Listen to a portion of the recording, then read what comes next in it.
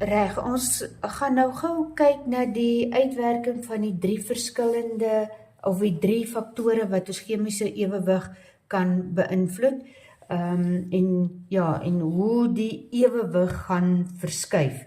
Die ewewig verskuif beteken dan net watter een van die reaksies voorwaarts of terugwaarts gaan bevoordeel of benadeel word. Met ander woorde, gaan man A moet vinniger werk of gaan man B moet vinniger werk? Wat gebeur met hulle hope grond wat ons hier sien? As iets gaan gebeur, laat man B se grond, se hoop grond meer raak, dan het man A mos ekstra hulp gekry. Ek het hulle nou reeds so gemaak, albei te groot met 'n hoop grond, soos hulle het nou weer die kruiwaans in die grawe, soos hulle is nou besig. Nou kyk ons eers na die konsentrasie. Die konsentrasie is dan ook die grootte van die hoop grond. Soos wat hulle nou hier is, met hierdie grootte en hierdie. Met ander woorde, ons het nou ons reagense en ons het ons produkte. Reagense en ons het ewewig bereik. Ewewig dui ons aan met 'n pyltjie so en ons het ons produkte. Maar nou gebeur daar iets. Jy kan of 'n stof bygooi wat van die reagense gaan wegvat. Sê nou maar ek vat die helfte van man A se hoop grond weg. Dan gaan man A mos nou moet harder werk om sy grond om grond bymekaar te kry. Hy gaan mos nou langer vat om grond weer hierdie kant toe te vat. Man B is mos nou makliker, hy gaan vinniger. Soos ek het man A se grond weggevat. Nou is dit makliker vir man B om hier grond te kom aflaai en moeiliker vir man A om die grond weg te ry. Soos, wat gaan met man A se hoop grond word? Hy gaan groter raak. Soos dan sê ons die ewewig het geskuif na die reagense kant toe. As ek my konsentrasie van my reagense verlaag, gaan my voorwaartse reaksie, wat daai een is, my voorwaartse reaksie, gaan vertraag word, want ek het mos nou minder. Soos, dan gaan die terugwaartse reaksie gaan bevoordeel word. Hy word bevoordeel, want hierdie hoop grond, dit wat dan oorbly, kan 'n mens dan weer sien, groei vinniger, soos dit lyk of net man B werk, en man A werk nie. Dieselfde met, as ons ekstra reagense bysit. As ek ekstra reagense bysit, nou sit vir man A mos makliker weer om by mekaar te kry en gaan aflaai daai kant. Soos dit lyk dan, omdat man B se hoop grond gaan groei. Soos dit lyk of net man A gewerk het. Hoewel hy nog die hele tyd gewerk het, hierdie een het net vinniger gewerk. Soos nou het my ewewig geskuif, my voorwaartse reaksietempo is bevoordeel, my konsentrasie van die produkte gaan toeneem. As ek my produkte die hele tyd wegvat, en dit is wat ons in die nywerheid wil hê, is as ons die hele tyd die produkte wegvat, dan gaan die voorwaartse reaksie die hele tyd plaasvind, wat dan beteken die voorwaartse reaksie gaan heeltyd, man A gaan die heeltyd sy grond hierdie kant kom aflaai.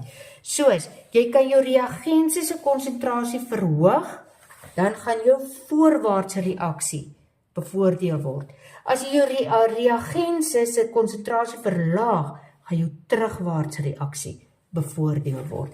Want jy wil altyd hê dat daai verlaging in konsentrasie moet teengewerk word. Dit is wat Le Chatelier vir ons gesê. Nou by temperatuur, wyk ons 'n bietjie af hier van die manne. As ons het ons reagense en ons het 'n ewewigstelsel en ons het ons produkte. Dan staan daar mos altyd agteraan die chemiese vergelyking tussen hakies, delta H is groter as 0 of delta H is kleiner as 0. As hy groter is as 0, as delta H 'n positiewe, as daai 'n positiewe waarde is, dan die positiewe waarde dui vir ons op 'n endotermiese reaksie. As jou delta H negatief is, as hy negatiewe, dan sit endotermies. As hy 'n negatiewe waarde het, dan is dit exotermies. Onthou nou, by temperatuur en reaksietempo gaan ons kry dat 'n temperatuur, 'n verhoging in temperatuur gaan altyd 'n reaksietempo laat toeneem. Dit is so. Maar onthou, ons wil hier kyk, hoe gaan die ewewig skuif? Met ander woorde, watter een van man A of man B gaan die vinnigste werk? Wie word bevoordeel en wie nie? So dis hoekom daai vir ons belangrik is. Nou, as die delta H positief is, soos ons het nou, ek moet net hier afvee, ons het nou reaksies,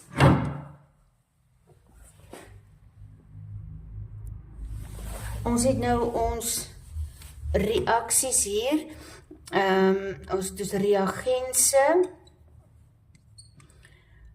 groter, kleiner, en dit kry ons produkte,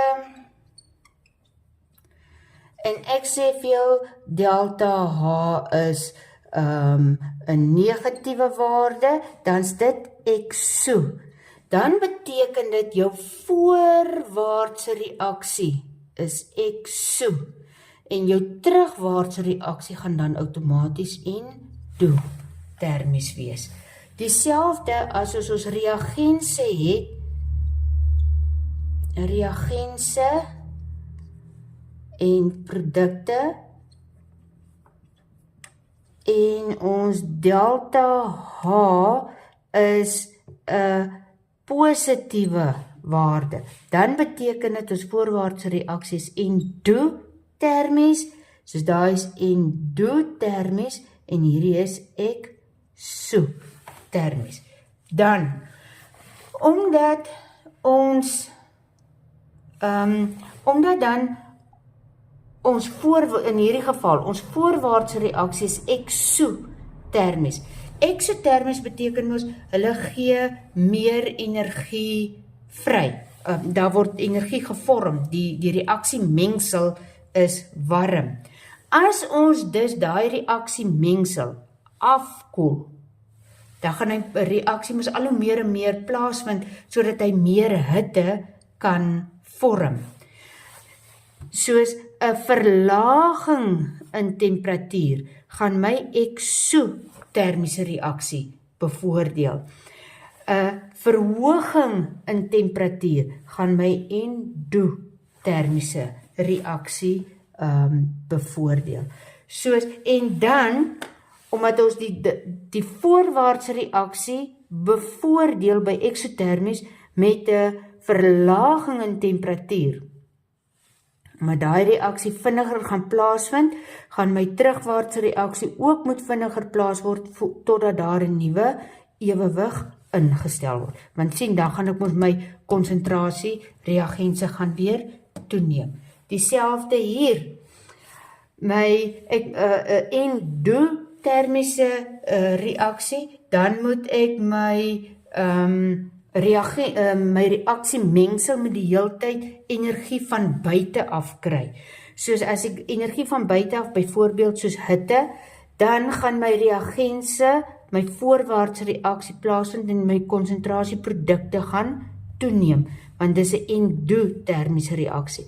So konsentrasie daai meer raak, gaan hy terug daai kant toe, totdat daar 'n nuwe ewewig ingestel word.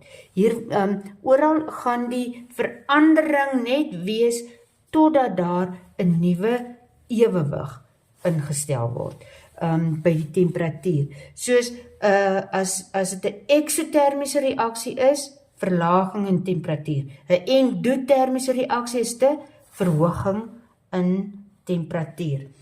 Dan